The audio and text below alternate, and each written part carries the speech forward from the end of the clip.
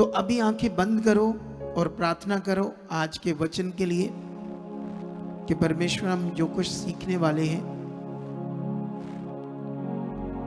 अगर कोई बंदा आपसे कुर्सी की डिमांड करता है तो माइंड रखो, उसको दे देनी चाहिए। कोई भी कोई कंफर्ट फील नहीं करता नीचे, अगर उसकी डिमांड है मैं कुर्सी पर बैठना चाहता हूं तो दे सकते हैं आप लोग, ठीक है। आंखें बंद करो, अब प्रार्थना करो। जीवत परमेश्वर खुदाबंद, मैं आपके साथ जो प्रार्थना कर रहा हूं ये आपकी है, मैं अपनी नहीं कर रहा, तुमसे करवाऊंगा तो आप साथ साथ मेरे साथ करना। जीवत परमेश्वर पिता, हम आज तेरी पवित्र हजूरी में बैठे हैं। हम आए नहीं, तेरी दया से लाए गए हैं। आज हमारा मन खोल, जो कुछ हम वचन सुने उसे समझ पाए तेरी आत्मिक शक्ति से।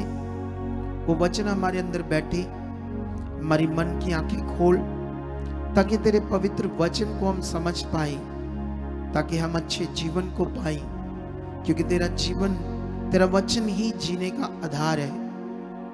मैं विश्वास करता हूं, बोलो कि आज अंधकार की शक्तियां इस वचन को नहीं चुरा पाएंगी। मैं आज्ञाकारी बनूंगा, वचन को पूरा करूंगा, जो कुछ सुनूंगा उससे खरा और पूरा बनूंगा। ऐसा परमेश्वर यीशु मसीह के नाम से आप मेरे साथ कर चुके। ये बरकत आज यीशु के नाम से हो चुका है। आमीन। सबके लिए इसे ऊंचा बोले आमीन। तो आज हम अपना टॉपिक शुरू करेंगे। फिर से ये टॉपिक को चेक करो, भक्ति ही असल जीवन है। तो ये टॉपिक परमेश्वर ने मुझे दिया। मैं हमेशा आपको अलग अलग विषयों के ऊपर सिखाता रहता हूं ताकि आप परमेश्वर के उत्तम ज्ञान को, उत्तम वचनों को, उत्तम बातों को पकड़ सको, जिससे आपको जीवन मिले। जब आप अब वचन सुन रहे हैं तो आपको सीरियस होना पड़ेगा, फोकस बनाना पड़ेगा। अगर आप बैठे हो नीचे पीछे कहीं भी तो आप एलईडी को देख सकते हो, फोकस बना सकते हो। अगर मेरी आंखों के सामने हो तो आप मुझे देखते रहो ध्यान से, जो मैं सुनना। अगर आप इधर उधर देखोगे तो आपकी सोच कहीं और चले जाएगी, तो आप स्किप कर जाओगे इन जीवन की बातों को अब जो सुनने वाले हो। तो इसीलिए ये विषय बड़ा महान है। वॉलंटियर्स भी बीच में चले मत, आराम से बैठ जाएं। अगर बीच में ये जो सोल्जर वगैरह इनका कोई काम नहीं है तो ये भी बैठ सकते हैं, ताकि ये भी वचन सुन सकते हैं, क्योंकि शानदार सब इस समय। और जो पीछे हैं वो अपना काम पर ध्यान दो, लास्ट वाले, और ज्यादा इधर उधर कैमरे कुमरे वाले आगे से गुजरना नहीं। जिनको जिनको काम है वो अपना करते रहना, ताकि कोई भी बंदा डिस्टर्ब ना हो। कुछ टाइम, कुछ मिनटों तक सीन देते रहना बस अपनी। लेकिन सुनने में सबसे ज्यादा इस समय ध्यान रखना है। अगर कोई इस समय लेट आता है, बाई चांस उसको टाइमिंग नहीं पता है या किसी कारण लेट हो गया, तो उसको आगे मत लाना, पीछे बैठा देना, क्योंकि आगे लाने में डिस्टर्बिंग होती है। जब वो निकलते हैं तो जो लोग वो देखना शुरू कर देते हैं, क्योंकि नहीं समझ होती लोगों को इतनी, कैसे बैठना है, क्या करना है। क्योंकि सब यहाँ जो लोग आते हैं वो चर्च कभी ना आए, सच्ची। वो तब आते जब उनके लिए सब रास्ते बंद हो जाते, जब वो ऐसी पीड़ा हालात में होते हैं, जब दुनिया में कोई चारा नहीं होता है, कोई सोल्यूशन नहीं होता है, कोई विकल्प नहीं होता कि कैसे हमारा भला हो, कहाँ से हो। जो कुछ वो जानते हैं धार्मिकता के बारे में, पाठ पूजा के बारे में, तो जितना जानते हैं उसको करते रहते। जब नहीं उससे भी कुछ होता, कुछ लोग पंडितों के पास जाते हैं, कुछ लोग तंत्रिक बाबों के पास जाते हैं, जादू टोना करने वालों के पास जाते हैं। लेकिन जब वो भी हल नहीं होता तो परेशान होते, कहाँ जाएं। तो लोगों के लिए चर्च लास्ट स्टेशन है।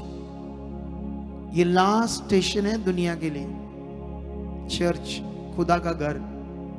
लेकिन यहां पर हम सतर्क हैं आपकी जिंदगी को लेकर, आपकी जिंदगी को बचाने के लिए। हालेलुया। तो आपकी जिंदगी बचेगी, लेकिन समझने पर। यहां सबसे बड़ा विषय है समझना। यहां पर सबसे बड़ा विषय है परमेश्वर की बात को, उसके वचन को समझना। तो आई होप, मैं बिलीव करता हूं कि तुम इसे अच्छे से समझोगे। तो मेरा टॉपिक है आज, भक्ति क्या है, या भक्ति ही असल जीवन है, और भक्ति क्या है।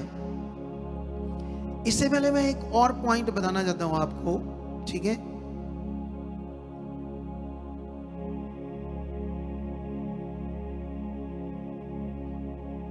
इस तरफ के इधर रहने चाहिए, उस तरफ के इधर। कंट्रोल नहीं है तुम्हारा, तुम्हें सिस्टम देना नहीं आता। सुनो, देखो ध्यान से अभी जो मैं चीज आपको समझा रहा हूं। जैसे हम खाना रोज खाते हैं, फूड, इसी तरह से बाइबल में लिखा है कि जो परमेश्वर का वचन है वो हमारा फूड है, रोटी है। जैसे रोटी के बिना आप रोज नहीं रह सकते, ये आपकी नीड है, परमेश्वर का वचन, रोज की रोटी। तो जो लोग इसे अच्छे से खाना नहीं जानते, इस रोटी को कैसे खाना है, आत्मिक रोटी को कैसे खाना है, परमेश्वर के वचन को कैसे खाना है, तो जब आप उसे खाओगे वो पचेगा आपके अंदर, तभी तो आप एनर्जी पाओगे, स्पिरिचुअल एनर्जी। तो इससे आपको बड़ा पावरफुल जीवन मिलेगा। तो ये पॉइंट हमेशा रखना। जो लोग कभी कभी आज आए हैं, फिर 15 दिन नहीं आए, फिर महीना नहीं आए, तो कितने रोटी तो खाई नहीं उन्होंने आत्मिक, तो कैसे जी पाएंगे आत्मिक। क्योंकि फिजिकल जीवन जो आप पृथ्वी पर जीते हो, इसके लिए तो आपके दिमाग में संसार का एक ज्ञान था। अगर हालात हैं, दुख हैं, तो जो धार्मिक गुरु होते हैं उन्होंने आपको बताया था कि ये आपके कर्म है, आपकी किस्मत है, ये भोगना पड़ेगा। आपके कर्मों में, किस्मत में जो लिखा हुआ वो भोगना पड़ेगा। अजीबोगरीब बात है कि अगर दुनिया बनाने वाले ने आपके कर्म लिखे हैं कि आपने दुख भोगने हैं, रोगों में रहना है, परेशानी में रहना है, आपके घर में क्लेश रहनी, बीमारियां रहनी है, तो ये अगर दुनिया बनाने वाले ने लिखे हैं तो ये तो ठीक हो ही नहीं सकते कभी, फिर उसने लिखे, ये तो भोगने पड़ेंगे।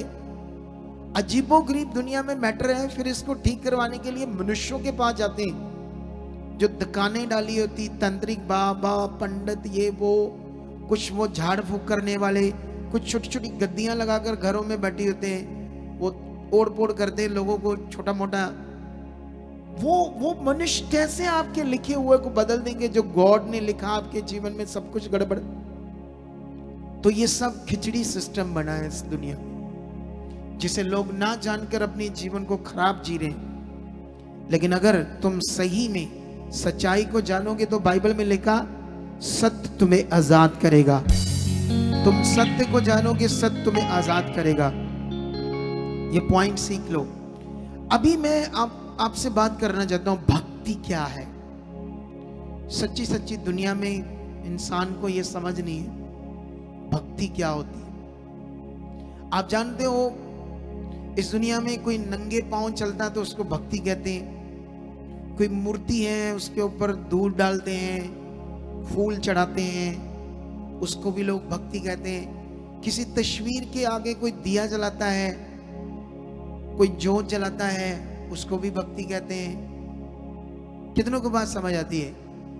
कुछ नाम शब्द मिलते हैं डेरों से, तो उन नाम शब्द को वो क्या करते हैं लोग, इंसान रोज रोज अपने मुंह में रेपिटेशन करते हैं। रेपिटेशन का मतलब होता है उसको बोलते हैं उसको, नाम शब्द को, वो भी बिना जाने कि ये नाम शब्द है क्या। दे दिया उन्होंने, सोचा इसमें कुछ होगा, तो वो उसको जपते रहते हैं। कितनों को बात समझ आती है? तो इस दुनिया में भक्ति लाखों प्रकार की है। कोई आग जलाकर कुछ कर रहा है, कोई दरख्त के साथ कुछ कर रहा है, पेड़ों के साथ, उसमें कोई चुन्नियां बांध रहा है, कोई धागे बांध रहा है, कुछ और कर रहा है, कुछ जानवरों के साथ कुछ कर रहा है। तो लोग इसको भक्ति समझते हैं। कितनों को बात समझ आती है? तो दुनिया में तो बहुत तरह की भक्ति है, लेकिन आज तक इंसान को यह पता नहीं कि मुझे बनाया किसने, मुझे बनाने वाला कौन है। और उसे ना जानकारी तो खराब जीवन जी रहा है, उसे ना जानकारी तो अज्ञानता में। उसे जानेगा कैसे? क्योंकि वो तो दिखता नहीं है, वो इंसान नहीं है। बोलो, अगर वो कुछ होता तो मैं भी तुम्हें यहां दिखाता, तस्वीर के रूप में, कोई मूर्ति के रूप में, किसी चीज के रूप में। कितनों को बात समझ आती है? इसीलिए तुम्हें यहां कोई वस्तु नजर नहीं आ रही। मैं उसको समझने का एक ही विषय है, वो आपकी समझ। बस तुम्हें बड़ा ध्यान देकर उसे समझना होगा, क्योंकि वो ज्ञान में है। इस दुनिया का बनाने वाला किसमें है? वो ज्ञान में है, ज्ञान में। और जो तुम्हें जीवन मिलना, वो भी कैसे मिलना? वो भी ज्ञान से मिलना है। क्योंकि परमेश्वर ने कहा, मेरी प्रजा मेरे ज्ञान बिना नाश हो रही है। ये बड़ा पावरफुल पॉइंट है। लेकिन अब हम जानते हैं कि दुनिया में बहुत कुछ इंसान कर रहा है, क्योंकि वो सोचता है ये भक्ति है। भक्ति क्या होती है, आज मैं ये तुम्हें समझाने वाला हूं, ताकि आप और भी अपने आप को परमेश्वर के साथ पक्का कर सको और सच्चाई को और समझ सको। चलो मैं एक दो वचन पढ़ता हूं बाइबल से सबसे पहले आपके लिए, फिर टॉपिक में हम आज बढ़ते जाएंगे आगे। तो यहां पर पहला तिमोथियस उसका 4 का 7 और 8 वचन पढ़ते हैं। क्या लिखा? पर अशुद्ध और बूढ़ियों की सी कहानियों से अलग रहे और भक्ति की साधना कर, क्योंकि देह की साधना से कम लाभ होता है, पर भक्ति सब बातों के लिए लाभदायक है, क्योंकि इस समय की और आने वाले जीवन की भी प्रतिज्ञा इसी के लिए है। अब यहां पर जो मैं आपको समझा रहा हूं, या परमेश्वर का जो वचन परमेश्वर ने हमें दिया है, तो इसे हमें समझना होगा। यहां पर लिखा इंसानों की वो बूढ़ी हो चुकी कहानियां आज भी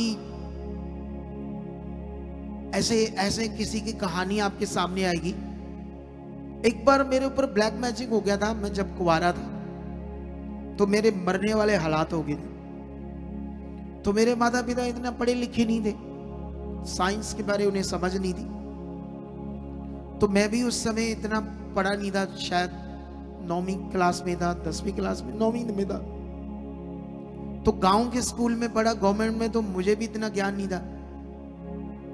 गॉड कौन है, इस दुनिया का रचने वाला कौन है। तो जब मेरे ऊपर ब्लैक मैजिक कर दिया गया किसी से, तो मेरे ऊपर दुष्ट आत्मा आने लगा। मेरा बड़ा बुरा हाल था। मेरी माँ मुझे बड़ी जगहों पर लेकर गई। एक मेरी दादी, वो दादी नहीं सॉरी नानी, वो मेरी मम्मी को ना एक जगह पर, एक डेरे पर लेकर गई। वहां पर ऐसे ना एक फोटो थी सुकड़े से बंदे की, सुकड़ा सा, हड्डियां बाहर आई हुई थी।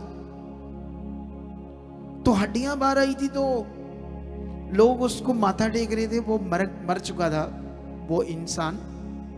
तो नीचे उसके बारे में कुछ लिखा हुआ था। तो जब मैंने भी पंजाबी में पढ़ा या लोगों ने बताया, तो वो बंदे ने 12 साल लिखा था कि रोटी नहीं खाई, सूख गई इसकी बॉडी। ठीक है, तो तब मुझे नॉलेज नहीं था। तो लोग उसको ऐसा समझ रहे थे कि बहुत बड़ा काम किया इसने। सोचकर देखो, जिसने शरीर बनाया, उसने इसको जिंदा रखने के लिए रोटी का नियम बनाया।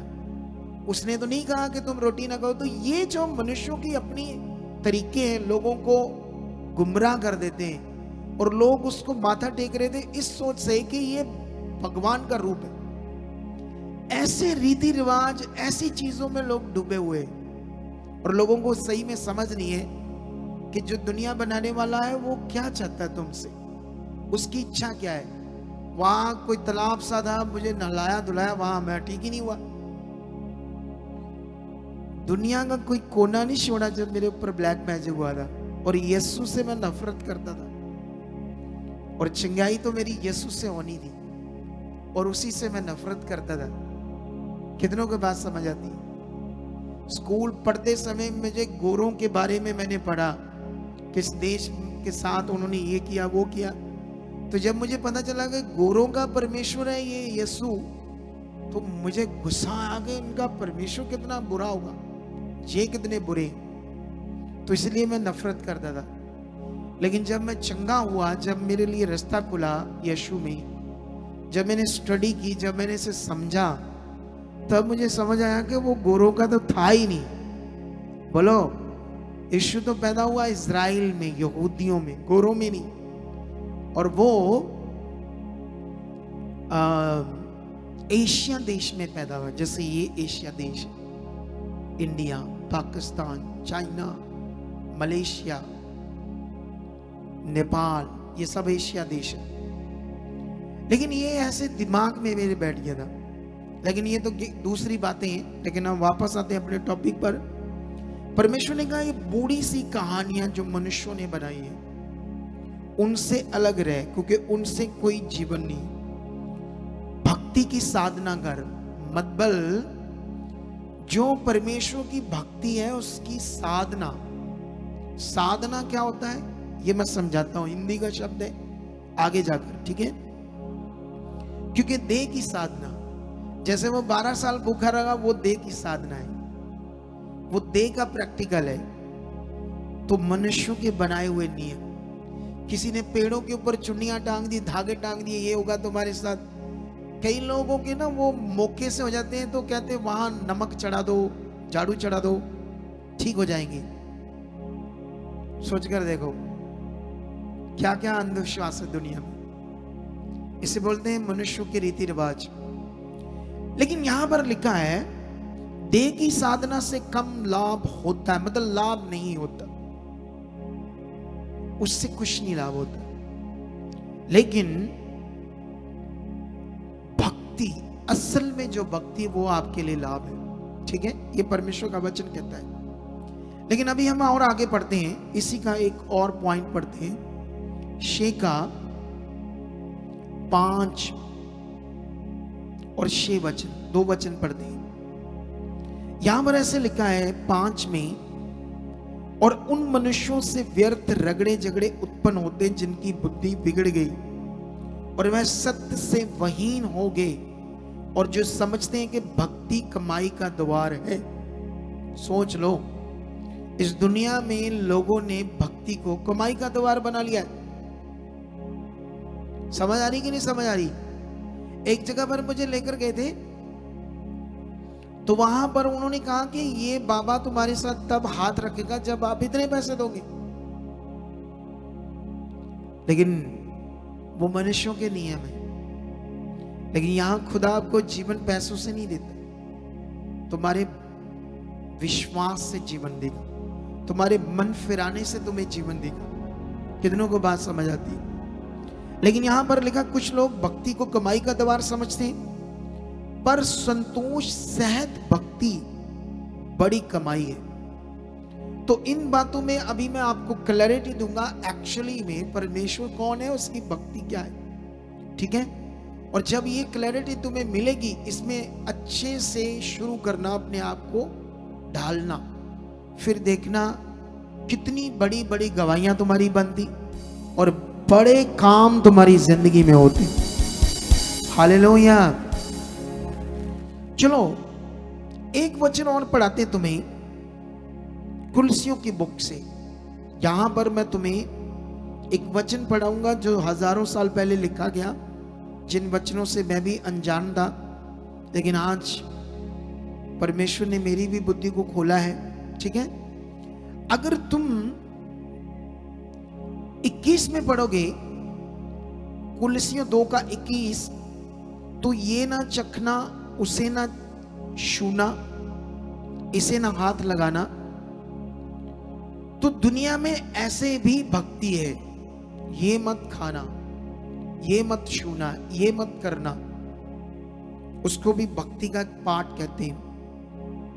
कितनों को बात समझ आती है? समझ आती कि नहीं समझ आती है? अब देखो, दुनिया तो सारी किसने बनाई? एक परमेश्वर।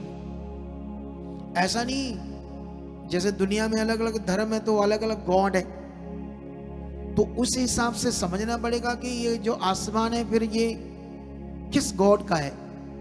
काफी उलझन का विषय दुनिया में। इसी उलझन के विषय को ना समझ कर ही तो दुनिया भटक रही है। धर्म धर्म से लड़ रहा है, जात जात से लड़ रहा है। इंसान बाजार में जाते छोटी सी बात से एक दूसरे को मारने धाड़ने पर शुरू हो जाते हैं, क्योंकि वो पापी हैं। उन्हें समझ नहीं है कि हम पापी इंसान, उनके अंदर जो पाप है ना, वही मनुष्यों को मरवा रहा है, लड़वा रहा है। लोगों के पास इतना पैसा ना, कई लोगों के पास, लेकिन आज भी उनकी फैक्ट्रीज में इतनी धोखाधड़ी है। आप देखना, लोगों की दूध दही की दुकान है, तुम्हें मारने के लिए नकली मटेरियल बेचते हैं, नकली दूध, उसमें मिलावट करते हैं क्योंकि पैसा चाहिए उन्हें। उनकी बुद्धि बंद है। क्या करना पैसा, साथ तो जाना नहीं। हाँ, जरूरत है पैसे की। क्या है पैसे की? हमें ये जरूरत की चीज है। तुम्हें बहुत देगा, तुम्हारी सोच से भी ज्यादा देगा परमेश्वर, लेकिन तुम्हें सत्य पर चलना होगा। तुम्हें कोई भी ऐसा काम नहीं करना जिससे मनुष्यों का नुकसान हो। तुम्हें नशा नहीं बेचना। तुम्हारा खाने पीने का कोई है, कोई रेस्टोरेंट है, कोई रेडी है, कुछ भी है, तो अच्छा ऑयल वगैरह यूज करो, अच्छा मटेरियल यूज करो, चाहे पैसे कम बचे, लेकिन मनुष्यों के साथ धोखा ना करो। तुम बड़े बड़े 5 स्टार होटल्स में जाओ, रेस्टोरेंट्स में, गंदे रिफाइंड्स यूज करते हैं, इतना लालच है उन्हें, सस्ते वाले। कितनों को बात समझ आती? क्योंकि लालच पैसे का। 10-10 दिन के बासी फ्रीजर्स में लगे हुए खाने को वो गरम करके तड़के लगा के मसाले अच्छे से खुशबूदार मसाले डालकर तुम्हें बासी खाना दे रहे। लालच है, लालच। लालच कहां से आए? पाप से। मनुष्य पापी है। बाइबल का कॉन्सेप्ट इसलिए बड़ा है। तुम जब भी तुम्हारा कोई रेस्टोरेंट होगा या तुम्हारा कोई भी खाने पीने का, अच्छे से साफ सुथरा खिलाना, तुम्हें खुदा इतनी बरकत देगा ना। तुम्हारे थोड़े पैसों में सबसे पहले तो तुम्हें वो बीमार नहीं होने देगा परमेश्वर। जो लोगों की लाखों करोड़ों रुपए बीमारियों में लग रहे हैं, वो तुम्हारे बचेंगे और वही पैसे तुम्हारे घर में बरकत का कारण बनेंगे। लोग बीमारियों से आज कर्जे के नीचे दबे हुए हैं, तुम्हारा वो पैसा बचेगा। तुम्हें सत्य पर चलना है, परमेश्वर के साथ चलना है। कितनों को बात समझ आती? लेकिन यहां पर दुनिया में मनुष्यों का ज्ञान है।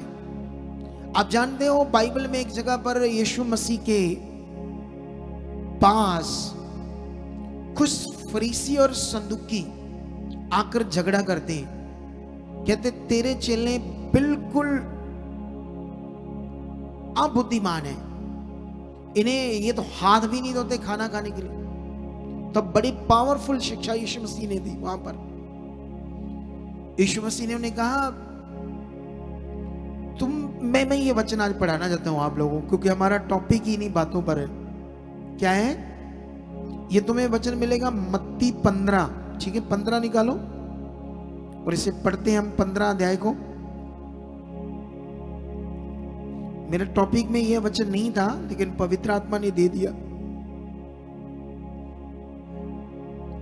15 में ऐसे लिखा, तब यरूशलेम से कुछ फरीसी और शास्त्री यीशु के पास आकर कहने लगे, तेरे चेले पूर्वजों की परंपराओं को क्यों टालते हैं कि बिना हाथ धोए रोटी खाते हैं? उसने उनको उत्तर दिया, तुम भी अपनी परंपराओं के कारण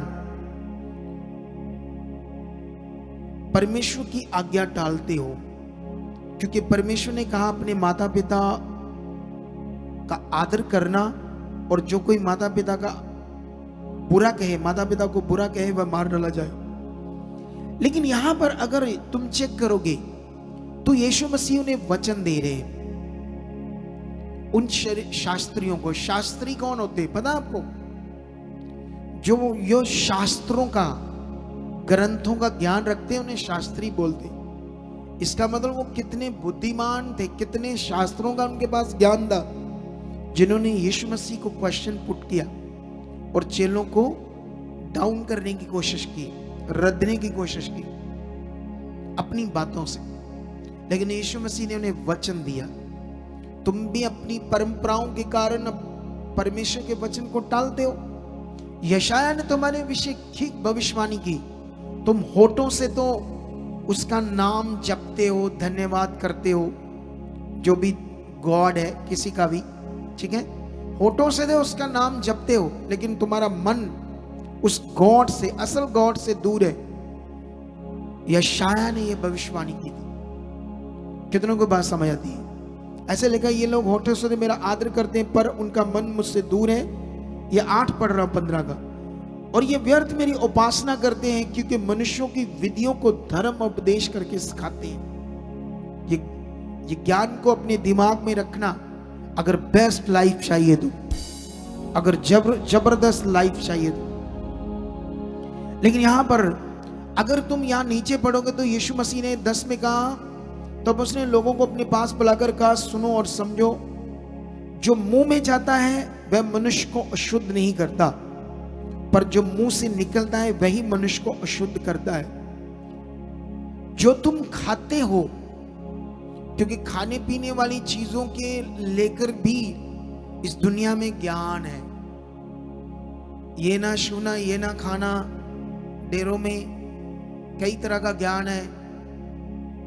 आप जानते हो शेर को किसने बनाया? बोलो। परमेश्वर ने। वेजिटेरियन है ना शेर। क्या खाता है वो? घास। घास खाता है ना, पत्ते, घास शेर। मछलियां क्या खाती है?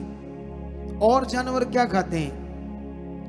तो ये परमेश्वर ने डिफरेंट तरीके से उन्हें बनाया। अब परमेश्वर की ये मर्जी है ऐसा बनाना। इंसान की जो बुद्धि सोच है बड़ी अच्छी परमेश्वर ने दी है इंसान को, लेकिन वो उल्टा सोचते हैं। गॉड को ना समझ करके वो कौन है, क्या है, उसकी मर्जी क्या है, उल्टा पुल्टा उसके बारे में सोचते हैं। क्योंकि खुद को तो समझ नहीं। खुद के लिए तो तुम एक जो बाल है तुम्हारा सफेद हो गया, उसे अपनी शक्ति से, शब्दों से चिट सफेद वाल को काला कर सकते हो? इतना भी दम नहीं है इंसान के पास। अपने मतलब एक दिन, एक घंटा भी अपनी मौत आने से अपने आप को नहीं बचा सकता इंसान। तो उस दुनिया बनाने वाले को समझना पड़ेगा, तब जाकर आपको समझ आएगी वो कौन है। लेकिन यहां पर ये बड़ी अच्छी बात हुई। लेकिन कुलसियों में वापस आते हैं, क्यों वहां पर ये लिखा है ऐसी बातें? क्योंकि ये बातें हमारे लिए बड़ी है, तुम्हारे को उलझन से निकालकर जबरदस्त जीवन देगी। बाइबल में लिखा, ये ना छूना, उसे ना चखना, इसे ना हाथ लगाना, ये मनुष्यों की विधियां हैं। ऐसे लिखा क्योंकि ये मनुष्यों की आज्ञाओं और शिक्षाओं के अनुसार इन विधियों में अपनी इच्छा के अनुसार गढ़ी हुई भक्ति की रीति और आत्महीनता और शारीरिक योगाभ्यास के भाव से ज्ञान का नाम तो है, परंतु शारीरिक लालसाओं में रोकने में इनसे कुछ भी लाभ नहीं होता। मनुष्य जो भक्ति कर रहा है, उसको करने के बाद वो कभी भी अपने अंदर से बुरे विचारों को खत्म नहीं कर सकता। लेकिन अगर तुमने रियल गॉड, जो एक्चुअल में परमेश्वर है, जब उसकी भक्ति का सही नियम तुम्हारी जिंदगी में आया, तो तुम्हारी जिंदगी में कोई बुरी बात नहीं रहेगी। ना तुम्हारे अंदर बुरे विचार होंगे, ना गंदे विचार होंगे, ना बुरी बातें होंगी, ना छल की बातें होंगी, ना झूठ की बातें होंगी, ना विरोध की, ना बुरी। तुम उस गॉड की तरह बनते जाओगे, पवित्र बनते जाओगे। जब तुम्हें यह नियम समझ आएगा, तब तुम होंगे असली मनुष्य, तब तुम्हारा होगा असली जीवन, जिसके लिए परमेश्वर ने तुम्हें पैदा किया है। अब इसके लिए जो चीजें मैंने तुम्हें समझाई, एक तरफ दुनिया के पास संसार की भक्ति जो शरीर से करते हैं और मटीरियलिस्ट चीजों से करते हैं, लेकिन परमेश्वर की भक्ति मटीरियलिस्ट चीजों से नहीं होती। एक्चुअल में परमेश्वर की भक्ति क्या है? एक रिश्ता है। हालेलुया। उस परमेश्वर के साथ रिश्ता जो निभाना है तुम्हें, ये है आपकी भक्ति, ये है रियल विषय आपके लिए। अब दुनिया में हम भी दुनिया से आए तो हम भी पता नहीं क्या कुछ करके आए। जिसने सूरज बनाया है पृथ्वी से 10 लाख गुना बड़ा, क्या इंसान उसको रोशनी दे सकता है? उस असल परमेश्वर को बोलो, उसे तुम्हारे ये रोशनी नहीं चाहिए, तुम्हारे दिए की, तुम्हारी ज्योत की। ये तो मनुष्यों ने बनाया सिस्टम, और मनुष्य इसी सिस्टम में डूबकर अपनी जिंदगी को नष्ट कर रहे हैं, उसे ना जानकर जिसने दुनिया रची है। अब तुम्हें समझना होगा, ये एक भक्ति, एक रिश्ता है खुदा के साथ, परमेश्वर के साथ। जैसे शारीरिक हमारे रिश्ते, माता पिता का रिश्ता, बच्चों का रिश्ता, बहन भाई का रिश्ता, पति पत्नी का रिश्ता, ऐसे ही परमेश्वर के साथ हमारा एक रिश्ता, इसको कहते हैं भक्ति। कितनों को बात समझ आती? और जिसमें हमें क्या करना है, वो क्या चाहता है उसकी इच्छा में चलना। आप जानते हो, मैं एक वीडियो देख रहा था, इस्लामिक वीडियो, तो उसमें कह रहे थे कि इस्लामिक वीडियो में जो पैगंबर साहब है वो बहुत ज्ञानवान था। उसने अल्लाह से वो बातें ली जो इंसान के लिए अच्छी थी। वो कह रहे थे औरत के लिए उसने बहुत अच्छा लॉ बना दिया पैगंबर साहब ने, कि जो औरत है वो अपनी मर्जी से जितने मर्जी पति कर सकती है, कुछ भी कर सकती है, और पति जो है वो कितनी भी पत्नियां कर सकती है। लेकिन वो कह रहे थे ईसाईयत में ऐसा नहीं है, फाउंडेशन है। कितनों को बात समझ आती है? लेकिन याद रखना, आप भी तुम्हें समझना होगा इन बातों को। बाइबल में एक जगह पर लिखा, तुम्हारी स्वतंत्रता शारीरिक कामों का अवसर ना बने। आप जानते हो हमारे अंदर संतोष, धीरज पवित्रताई से आता है, पवित्र जीवन से आता है। अगर हमारे अंदर पवित्र जीवन नहीं होगा तो हमारे अंदर भूख होगी शारीरिक चीजों की। जैसे एक औरत है तो उसकी शादी हुई है, लेकिन उसके अंदर और भूख होगी, और बंदों को देखकर, बंदों को भी और औरतों की भूख। कितनों को बात समझ आती?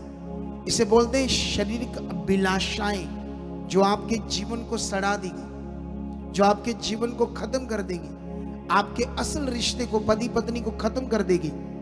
कितनों को बात समझ आती? और उसको पाप का जीवन कहते हैं। ऐसे मनुष्य जो ज्ञान देते हैं, ये जो ज्ञान देते हैं दुनिया में, ये परमेश्वर का नहीं, इंसान का ज्ञान है। समझ आया? नहीं समझ आया तुम्हें? लेकिन यहां तुम्हें पकड़ना होगा। अब जब तुम्हारे अंदर पवित्रता ही होगी तो तुम्हारे रिश्ते स्ट्रांग होंगे। क्या होंगे? जब तुम्हें सही में परमेश्वर की भक्ति करना समझ आ जाएगा, और इसमें परमेश्वर तुम्हारी खुद मदद करेगा। क्योंकि बाइबल में लिखा, धार्मिक जीवन ये नहीं कि तुम्हारे कुछ अच्छे कर्मों के कारण तुम्हारा धार्मिक जीवन है। बाइबल में कहा धार्मिक जीवन ये है कि उसने तुम्हें धार्मिक जीवन दिया जीने के लिए। हालेलुया। धार्मिक जीवन हमारी ओर से नहीं है, धार्मिक जीवन परमेश्वर की ओर से, क्योंकि परमेश्वर ने हमें धार्मिक जीवन दिया है। कैसे? यीशु मसीह ने अपने बलिदान के द्वारा, यीशु मसीह ने तुम्हें अपने बलिदान के द्वारा धार्मिक जीवन दिया है। और धार्मिक जीवन देने का मतलब उसने तुम्हें, परमेश्वर ने अपना पवित्र आत्मा दिया है। ये जो पवित्र आत्मा, यही धार्मिक जीवन उसने दिया है जीने के लिए। इसीलिए बाइबल में लिखा, जितने पवित्र आत्मा के चलाए चलते हैं वही परमेश्वर के बेटे बेटियां हैं। क्योंकि अब तुम्हारा रिश्ता है बेटे बेटियों का परमेश्वर के साथ। अब जो परमेश्वर ने तुम्हें धार्मिक जीवन दिया है वो उसका पवित्र आत्मा है, उस आत्मा के द्वारा जो जीवन है, जो हम आत्मा के द्वारा जीवन जिएंगे, वो धार्मिक जीवन होगा, वो हम परमेश्वर की इच्छा में चले। आप जानते हो, अगर आपने किसी ने 1 लाख रुपया मिलना हो कहीं से, तो वो बंदा कहे कि मुझे फौरन जाना है, मेरी फ्लाइट है, जल्दी आना 4 बजे, मुझे सुबह मिलना वहां, मेरे हिसाब से तुम 3 बजे खड़े हो जाओगे। क्यों? क्योंकि शारीरिक अभिलाषा, शरीर चीज समझ है आपको, शारीरिक चीज आपको समझ है। 1 लाख रुपया मामूली सी रकम है, 1 लाख, फिर भी उसके लिए तुम 3 बजे चले जाओगे। लेकिन ये खुदा के पास आना, पवित्र संगति को लेना, खरबों रुपए भी इसके सामने मिट्टी है, मिट्टी, धूल है, लेकिन इसकी तुम्हें वैल्यू नहीं है, क्योंकि मन की आंखें नहीं खुली। मन की आंखें ना खुलने के कारण तुम्हें समझ नहीं आ रहा ये प्रीशियस टाइम, ये वचन, ये ज्ञान, ये आराधना, ये रिश्ता। क्योंकि यहां जो लोग आते हैं, सबसे पहले जब उन्हें गुड न्यूज मिलती है तो उनके हालात को दूर करने की सिर्फ मिलती है, और जो पक्का दूर होगा आपका, डोंट वरी, बोलो, क्योंकि वो सर्वशक्तिमान है, वो आपका हालात 100% दूर करेगा। लेकिन तुम्हें ये समझना होगा विषय को, ठीक है? लेकिन अभी मैं तुम्हें कंप्लीट में ये चीजें आज समझाना चाहता हूं, लेकिन मैं कोशिश करता हूं इसको तुम्हें, ताकि तुम्हारी दिमाग में ये बात डाल दूं कि एक्चुअली में ये जो रिश्ता है परमेश्वर के साथ, ये भक्ति है। तो ये अभी टॉपिक चलेगा, 1 2 3 हफ्ते में चलूंगा इस पर, क्योंकि ये चलते चलते 2 3 4 हफ्ते हम चलेंगे तो तुम्हारे अंदर वो बात सेट होगी। जैसे मैंने पिछले दिनों में तुम्हें आज्ञाकारी के ऊपर वर्ड दिया था 3 4 हफ्ते, तो लोगों ने बहुत उसे पकड़ा, और बड़े सारे लोगों ने अपने आप को डालने की कोशिश भी की। कितनों को बात समझ आती है? लेकिन यहां पर अभी एक वचन पढ़ते हैं रोमियो का, तो रोमियो में जाते हैं परमेश्वर के वचन में। तो रोमियो 6 का 17 और 18 वचन में लिखा है, परंतु परमेश्वर का धन्यवाद हो कि तुम जो पाप के दास थे, पहले हमारी जिंदगी पाप की गुलाम थी, अब उससे उस उपदेश के मानने वाले हो गए हो। अब जो तुम परमेश्वर का वचन सुन रहे हो और जीवन की बातें सुन रहे हो, उस उपदेश को मानने वाले बन गए हो। ये रोमियो के लोग बन गए थे, इसलिए ऐसी पत्री लिखी उनके लिए, जिसके सांचे में ढाले गए थे। यीशु मसीह पृथ्वी पर तुम्हें एक ऐसे सांचे में डालने आया। सांचा मतलब जैसे ईंट का सांचा होता तो उसमें मिट्टी डालो, कैसी मिट्टी, तो मिट्टी है बाहर, लेकिन वो ईंट का शेप लेती है। दुनिया में ढलाई होती ना, ढलाई फैक्ट्री, वहां पर अलग अलग वो बनते हैं पार्ट्स, तो अलग अलग सांचे होते हैं, तो उसमें लोहे को पिघलाकर जब डालते हैं तो जैसा सांचा होता है वैसा लोहा बनकर पार्ट निकलता है। तो यीशु मसीह हमें एक ऐसे सांचे में ढालने आए, जानते कौन से सांचे में? जिसे मैं भक्ति की बात कर रहा हूं, लेकिन इसको परमेश्वर का वचन धार्मिक जीवन बोलते हैं। तो परमेश्वर हमें एक ऐसे सांचे में डालने आए कि हम पाप से छूट कर परमेश्वर के साथ एक धार्मिक जीवन जीने वाले सांचे में ढलकर वो तैयार होकर बाहर आ जाए। हालेलुया। और जब तक तुम ये समझ नहीं पाओगे ज्ञान को, तुम पृथ्वी पर जैसे पहले भटके हुए थे और पत्थर, मिट्टी, इंसानों की रीति रिवाज, उन मटीरियलिस्ट चीजों में ढूंढ रहे थे जीवन को, भगवान को, तो उसमें कैसे हो सकता वो तो मनुष्य के हाथ की बनाई चीजें, वो तो मटीरियलिस्ट चीजें, वो तो उस गॉड के बनाए हुए गन है, तो उनको पकड़कर इंसानों ने अपनी बुद्धि से कुछ बना दिया और सोचा इसमें जीवन है।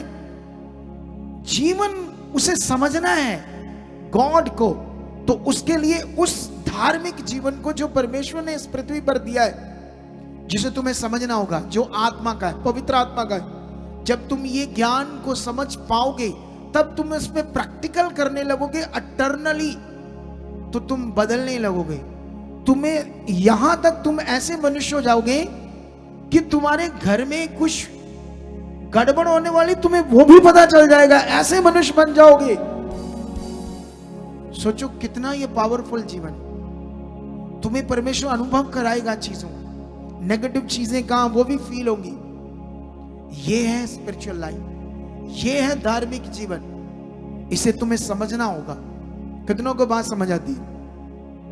लेकिन यहां पर लिखा जिसके सांचे में डाले गए थे, 18 में लिखा और पाप से छुड़ाए जाकर धार्मिकता के दास हो गए हो।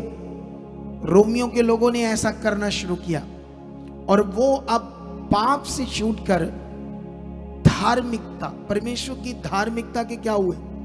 अनुयायी हुए, उसके दास हुए। दास का मतलब होता है अपनी मर्जी ना पूरी करना, दास का मतलब होता है परमेश्वर की मर्जी पूरी करना, जैसे मैं खुदा का दास हूं। तो अब यहां पर और भी थोड़ा सा पढ़ते हैं, इसका बड़ा इंपॉर्टेंट वचन है ये आपके लिए, 9:30 रोमियो। अतः हम क्या कहें, ये कि अन्य जातियों ने जो धार्मिकता की खोज नहीं करते थे धार्मिकता प्राप्त की, अर्थात उस धार्मिकता को जो विश्वास से है, परंतु इजरायली जो धर्म की व्यवस्था की खोज करते थे उस व्यवस्था तक नहीं पहुंचे। किस लिए? इसलिए कि वह विश्वास से नहीं परंतु मानव कर्मों से उसकी खोज करते थे। उन्होंने उस ठोकर के पत्थर पर ठोकर खाई, क्योंकि जैसा लिखा है, देखो मैं सिय्योन में एक ठेस लगने का पत्थर और ठोकर खाने की चट्टान रखता हूं, और जो उस पर विश्वास करेंगे वह लज्जित ना होंगे। ये गहरे वचन है, मैं कोशिश करता तुम्हें समझाने की। इजरायली एक ऐसा वंश था पृथ्वी पर, एक ऐसा पार्ट था जो दुनिया के बनाने वाले के साथ था, और उन्हीं से दुनिया भटकती भटकती, बाइबल पढ़ोगे तो उन्होंने पत्थर मिट्टी की चीजों को बनाकर उनमें जीवन और भगवान को खोजना की कोशिश की। बाइबल में तुम चेक करोगे तुम्हें समझ आ जाएगा, ठीक है। लेकिन इजरायली जो थे उनके पास भी कुछ मटीरियलिस्ट चीजों की व्यवस्था थी उस समय, और उसी में वो लिप्त होगी। उससे ऊपर वो अंदर से अटर्नली जो गॉड को समझना था, हम परमेश्वर को अंदर से समझ सकते हैं। अगर आपने जीवन पाना तो ये अंदर से होना है, बाहर शरीर के ऊपर कुछ लगाने से तुम्हें जीवन नहीं मिलना है। कितनों को बात समझ आती है? ये विषय इतना पावरफुल। लेकिन यहां पर वो लोग उस धार्मिकता तक नहीं पहुंच पाए क्योंकि वो मटीरियलिस्ट चीजों से, कर्मों से, मटीरियलिस्ट चीजों के कर्मों से, जो वेदी थी उस पर बलिदान चढ़ाने थे, ये करना था, बड़ा कुछ था, वो उसमें लिप्त हो गए। इसलिए वो उस धार्मिकता पर जो यीशु मसीह के द्वारा पृथ्वी पर परमेश्वर ने दी उस तक नहीं पहुंचे। 10 में लिखा, हे भाइयों मेरे मन की अभिलाषा और उनके लिए परमेश्वर से मेरी प्रार्थना है कि वह उद्धार पाए। किन के लिए? इजराइलियों के लिए बात हो रही है, क्योंकि मैं उनकी गवाही देता हूं, उनको परमेश्वर के लिए धुन तो रहती है परंतु बुद्धिमानी के साथ नहीं, क्योंकि वह परमेश्वर की धार्मिकता से अनजान होकर अपनी ही धार्मिकता स्थापित करने का जतन करके परमेश्वर की धार्मिकता के अधीन ना हुए। हालेलुया! कितना पावरफुल वचन है ये। इजरायली भी परमेश्वर की धार्मिकता से अनजान रह गए क्योंकि वो अपनी धार्मिकता को स्थापित करते रहे। आज यही दुनिया में हो रहा है और जिससे मनुष्य परेशान है। आप जानते हो ये टेक्नोलॉजी का युग है, टेक्नोलॉजी बढ़ रही है, अभी और बढ़ेगी। मैंने पिछले दिनों में भी तुम्हें समझाया था क्या क्या टेक्नोलॉजी में होने वाला है, और जिससे मैं लोगों में देख रहा हूं तनाव बढ़ रहा है, रिश्ते गड़बड़ हो रहे, डिप्रेशंस बढ़ रहे, और आने वाले दिनों में देखना डिप्रेशन और बढ़ जाएगा, लोग चिंता और बढ़ जाएगी, जीवन जीने का आनंद, खुशी खत्म हो जाएगी, लोग एक रोबोट की तरह जिंदगी को जीने लगेंगे। लेकिन जो खुदा के साथ होंगे वो ऊंचे किए जाएंगे, जो परमेश्वर के साथ होंगे उनके घर जबरदस्त ब्लेस होंगे। इसीलिए तुम्हें परमेश्वर की धार्मिकता को समझना है। तुम्हें इस धार्मिकता को समझकर चलना होगा कि मेरी जो भक्ति है वो मेरा परमेश्वर के साथ रिश्ता है जो मुझे निभाना है, और जिसमें उसकी इच्छा में चलना है। जिसने हमें बनाया है, जिसको पता था हमें सूरज चाहिए, जिसको पता था हमें पानी चाहिए, पहाड़ चाहिए, पौधे चाहिए, अलग अलग फ्रूट चाहिए, अलग अलग वेजिटेबल चाहिए। अगर एक ही सब्जी होती सिर्फ बैंगन, तो तुम्हारा क्या होता? बोलो। पिछले दिनों में मैं डाइट कर रहा था, मैंने बहुत दिन किनोआ खाया, खाते खाते मैं अक गया। मैंने सोचा अब कुछ और चाहिए। कितनों को बात समझ आती है? अगर एक ही चीज होती, सिर्फ बैंगन की सब्जी, तुम्हारा क्या होता? अगर एक ही फ्रूट होता, वो क्या? सीताफल नहीं, सीताफल नहीं, अनानास, जिसको खाते हैं तो कभी कभी उसमें वो कंडे लग जाते हैं, अच्छे से छीला ना हो तो। एक ही फल होता। या वो गांव में, अब पता नहीं क्या नाम हिंदी में लेते हैं, मेरे पंजाब में पंजाबी बंदा हूं, तो वो तो झाड़ियों में उगता था वो फ्रूट, लेकिन आज तो बड़ा महंगा, उसकी वैल्यू बड़ी है, लेकिन लोगों को पता नहीं उसके बारे। हमारे इधर उन्होंने ठठोरा बोल दे, ठठोरा हिंदी में क्या बोलते हैं? वो कंडों वाले दरख्त, कंडे कंडे कंडे, ऐसे ऐसे गोल गोल, उसके पत्ते बड़े बड़े, कंडे वाले पत्ते होते थे, मोटे मोटे, उस पर लगते थे ऐसे, उसके ऊपर भी कंडे होते थे उस फ्रूट पर। ये है गॉड, ये है परमेश्वर शक्तिशाली। उसको पता था हमें क्या चाहिए। आज वो जो हमें कह रहा है वो जीवन है, लेकिन हमारे अंदर हमारी अभिलाषाएं हैं। और इसके लिए मैं तुम्हें एक वचन पढ़ाता हूं। यहां गड़बड़ क्या है? जब तुम्हारा फिजिकल जीवन होगा तो तुम कभी सुख नहीं पाओगे, तुम कभी शांति से जिंदगी जी नहीं पाओगे जब तुम शारीरिक जीवन जियोगे। अगर तुम आत्मिक जीवन से ही तुम्हें वो चीज मिलेगी जो तुम्हें चाहिए। लेकिन यहां पर मैं तुम्हें समझाता हूं एक वचन पढ़ाकर, ठीक है? गलातियों की पुस्तक 5 में जाओ, उसका 16 से पढ़ते क्या लिखा? पर मैं कहता हूं आत्मा के अनुसार चलो तो तुम शरीर की लालसा किसी रीति से पूरी ना करोगे, क्योंकि शरीर आत्मा के विरोध में और आत्मा शरीर के विरोध में लालसा करता है, और ये एक दूसरे के विरोधी हैं, इसलिए कि जो तुम करना चाहते हो वह करने ना पाओ। और यदि तुम आत्मा के चलाए चलते हो तो व्यवस्था के अधीन न रहे। शरीर के काम तो प्रगट है, अर्थात व्यभिचार, गंदे काम, लुचपन, मूर्ति पूजा, टोना मतलब जादू टोना, बैर, झगड़ा, ईर्ष्या, क्रोध, विरोध, फूट, विधर्म, डाह, नशे, मतवालापन, लीला कीड़ा, इसके जैसे और भी काम। ये शरीर के काम है, ये आपके अंदर है, ये परमेश्वर की धार्मिकता से खत्म होंगे। गुस्सा, क्रोध, ईर्ष्या, चोरी, झूठ, लड़ना, झगड़ना, गंदा देखना, बुरा देखना किसी को भी, ये शरीर है, शरीर। इससे इसी जीवन में लोग जीते हैं और मटीरियल चीजों की पूजा करते रहते हैं। गॉड को ना जान करके वो कौन है, वो सर्वशक्तिमान कौन है जिसने दुनिया रची है। लेकिन यहां पर लिखा शरीर के काम तो और भी है, ऐसे ऐसे। इनके विषय में तुमसे पहले ही कह देता हूं, जैसा पहले कह भी चुका हूं कि ऐसे काम करने वाले परमेश्वर के राज्य के वारिस ना होंगे। 22 में लिखा, पर आत्मा का फल प्रेम, आनंद, शांति, धीरज, कृपा, भलाई, विश्वास, नम्रता, संयम। हालेलुया। ये आत्मा के फल है। आपके जीवन में इतना प्यार आ जाएगा, इतनी शांति आ जाएगी, इतना आनंद आ जाएगा, आप सोचोगे भी नहीं कभी, अब इसकी सोच से भी परे होगा। लेकिन तुम्हें आज से पवित्र आत्मा के द्वारा जो जीवन है उसे ही बोलते हैं धार्मिक जीवन, क्योंकि वो ही परमेश्वर की इच्छा में चलता है, उसी को कहते हैं भक्ति।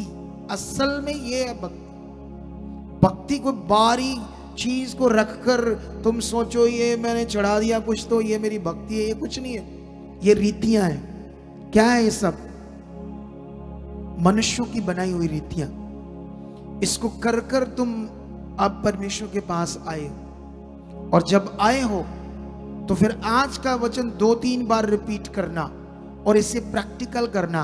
अब तुम्हारी भक्ति जो है वो प्रैक्टिकली कैसे अंदर से होगी, ऐसे। धन्यवाद प्रभु, धन्यवाद, तेरा आत्मा मुझ में, मैं बदल रहा हूं, मैं बदल चुका हूं, मैं जो तुम चाहते हो मैं कर चुका हूं, मैं समय से पहले आकर बैठ रहा हूं, मैं हर आज्ञा हर वचन को पूरा करने वाला।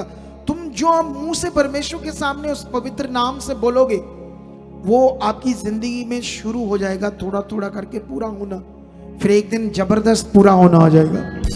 और जब इसमें लाभ है, यीशु मसीह ने कहा जो कोई प्यासा है मेरे पास आए, मैं उसे जीवन का जल दूंगा और उसके अंदर जीवन के जल की नदियां बह निकलेंगी। यीशु मसीह ने यह वचन पवित्र आत्मा के विषय में कहा था, जो कोई प्यासा है मेरे पास आए और मैं उसे जीवन का जल दूंगा, और फिर उसके अंदर जीवन के जल की नदियां बह निकलेंगी। मतलब परमेश्वर की धार्मिक जीवन की नदियां जो पवित्र आत्मा के द्वारा है। पवित्र आत्मा का नाम भी नहीं मैंने सुना था दुनिया में, मैं इतनी जगहों पर गया था। कितनों को बात समझ आती है? अब वो पवित्र आत्मा यीशु मसीह को प्रभु ग्रहण करने से तुम्हें दान में मिलेगा, धार्मिक जीवन जीने के लिए। और यही तुम्हारे लिए बड़ा लाभ है। और कभी कभी हम जो आज्ञाएं सुनते हैं उसे क्यों नहीं मानते? क्योंकि हम शारीरिक हैं, और जो शारीरिक है, तुम पृथ्वी पर परेशान क्यों, दुखी क्यों? तुम्हें ये जीवन परमेश्वर ने दुख देने के लिए थोड़ी दिया है। ये तो मनुष्यों का ज्ञान है जो तुम पकड़ कर बैठे हो। कि अभी हमारे चर्चेस वाले भी यही बीच में मिक्स करके आपको, ओ प्रभु तुम्हारी परीक्षाएं लेगा, ये करेगा, वो करेगा तुम्हारे साथ, तुम्हें चक्की की तरह पीसेगा पहले, फिर तुम्हें ठीक करेगा, फिर तुम्हारा अच्छा करेगा। ले, वो कुछ नहीं ऐसा करता, वो बस प्यार करता। आप वो जो बता रहा वो करो, उसमें बढ़ जाओ, जबरदस्त सब कुछ होगा। हालेलुया। क्यों दुनिया में सबसे पहले पूरे वर्ल्ड में इस मिनिस्ट्री को पॉजिटिव मिनिस्ट्री कहा गया? ये वर्ड कहां से आएगी? ये पॉजिटिव मिनिस्ट्री है। क्यों कहा गया कि यहां जो प्रार्थना होती है वो पॉजिटिव होती है?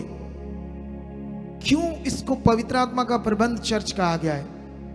इसीलिए क्योंकि ये सब कुछ परमेश्वर ने प्रकट किया मेरी बुद्धि में। मैं क्या था, 10 क्लास पढ़ा हुआ बंदा, 10 क्लास वो भी गवर्नमेंट स्कूल में। ये बुद्धि किसने खोली मेरी? कितनों को बात समझ आती है? परमेश्वर ने खोली। अगर तुम आज ये टॉपिक पकड़कर चले कि मुझे सचमुच भक्ति करनी है, भक्ति